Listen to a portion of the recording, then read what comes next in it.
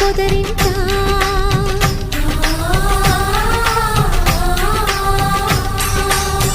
అందరి కోసం ఒంటరి అయిన ఆంధ్రప్రదేశ్ ప్రభుత్వ దేవాలయ శాఖ భక్తుల కోసం రాష్ట్ర వ్యాప్తంగా అన్ని దేవాలయ సేవలను ఒకే వేదికపైకి తీసుకొచ్చి ప్రముఖ దేవాలయాల దర్శనం ప్రత్యక్ష ఒక మంచి కథ అవును.